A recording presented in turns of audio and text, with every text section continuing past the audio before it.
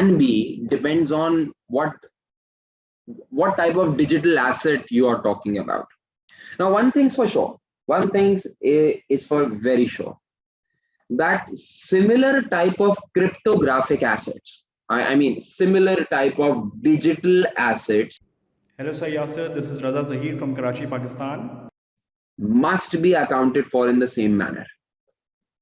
It cannot be such a scenario that, for example, a company buys two types of digital assets and accounts for one type of digital assets in one way, and a similar type of digital asset is accounted in another way. It shouldn't happen. There must be some sort of consistency within your accounting treatment.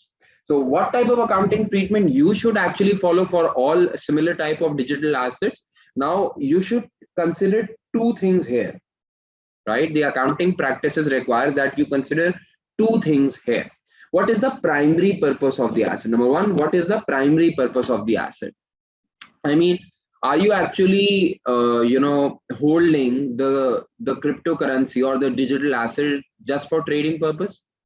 For example, if your business entails that you will be dealing within cryptocurrency in the ordinary course of business activity, it may look like an inventory for you. For example, if you acquire digital currencies with a long-term perspective, some other accounting treatment may be applicable. If you are issuer, the first time issuer of the cryptocurrency, there may be some other accounting implications that you would have to follow. So the first point is, why are you actually acquiring that particular cryptocurrency? What is the primary purpose of that particular currency? You want to use it as an ordinary business activity, invest it and earn it in the long run? What do you want to actually do? One thing. And the other thing is how the asset, the digital currency that we are talking about, actually derives its value for its holder. The main thing is, how does it create value for the holder? How does the holder or the buyer of the crypto or of the digital asset actually earn out of it? What is the economic benefit derivation for the holder of the digital asset? Now, here, since there can be various types of advantages that a person may acquire from a particular type of digital currency, digital asset, I may say, I need to talk about different type of digital assets that are currently available in the market. Now, one type of digital asset that is currently available in the market is cryptocurrency in itself, that we have been talking about this whole while. So cryptocurrency is actually a currency. The whole idea behind creating cryptocurrency as a digital asset, using the blockchain technology, is to ultimately in future use it as a currency. So currently it operates independently of central bank, and it should act as a medium of exchange. You should be able to use crypto assets, cryptocurrencies, to buy and sell goods and services. This is the ultimate future. Now, how does cryptocurrency derive its value? What is the purpose of cryptocurrency? To be used as a currency in future. How does it derive value for the holder? Currently, since there is no legal tender available, so currently cryptocurrency only derives its value based on supply and demand. So right now, if for example you hold a Bitcoin with you, right, and for example, if it is valued at $100, say, so why your Bitcoin or your holding of a Bitcoin is valued $100, there is no underlying economic benefit coming out of it. The only reason why your Bitcoin is valued $100 is because it is being traded at $100. The whole valuation actually depends upon demand and supply, right? So which accounting standard to follow actually also depends on that how the particular digital asset is deriving its value, right? Now, next, there are also asset-backed tokens. Asset-backed tokens is basically a securitization relationship. This is basically a securitization relationship, right? So, for example, what does an asset-backed token or a coin mean? It gives the holder representation of ownership of a physical asset. For example, natural resources such as gold or oil. It is basically a securitization relationship. What do you mean by securitization? Traditionally what happens, for example, there is a person, I'll just name him YY. I'll just name him, with my prefix. So there is a person YY, and right now what happens is, for example, if I want to buy a particular type of property, right? What will happen? I will go to the property dealer or maybe a seller, and I will make an agreement with him, a physical agreement with him, and I will, actually create a trust deed, or maybe, a contractual agreement, printed on an affidavit, and that particular affidavit would guarantee that actually I own this property, right? This is what happens nowadays. Now, asset-backed token actually seeks to revolutionize this whole idea. I mean, why should I physically carry the trust deed with me and prove my ownership of a particular property? Now, this trust deed can get stale. It can be destroyed. Why would I actually store a physical trust deed? It can be burned down. It can be, it can be, stolen. So there is a big risk around it. So why do I carry a trust deed? Now, asset-backed securities or asset-backed tokens actually mean that you can, rather than making a physical agreement, what you can do is you can securitize it. You can actually create a digital security, a digital agreement, and then store it online. And since it is on the blockchain technology, it cannot be duplicated or corrupted. So asset-backed token is a token which proves your ownership of a particular asset, right? So this is what it is. So how does this, for example, if I create a trust deed online in the form of a cryptocurrency or a digital asset, so how would this particular coin or a digital token would actually derive its value? It derives its value based on the value of the underlying asset. I mean, its value is based on property value, right? So this is an asset-backed token, a digital coin that would represent your ownership of a particular property or say any particular asset that you may be talking about. Now there are certain utility tokens as well. Utility tokens, right? Now utility tokens are digital tokens, a digital permission or a digital, right that allows you to access a particular product or a service. I mean, it's a simple thing.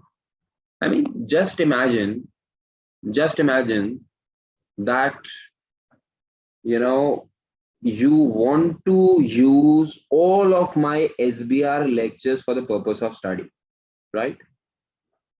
And I say that, all right, you want to have SBR lectures for the purpose of study, but obviously you'll have to pay for it. So, for example, just taking an example, and I'll take a good example which actually benefits me. For example, you say, sir, I want your SBR lectures for upcoming, June 2022 attempt. So I say, okay, so you have to pay me $1,000, and then I'll give you access to my lectures, right? Access to my lectures. So one thing that is possible is that you give me physical $1,000 and I give you the digital access of a particular service, my lectures. Now all of this can happen digitally as well. What if you give me some $1,000 and I give you a digital key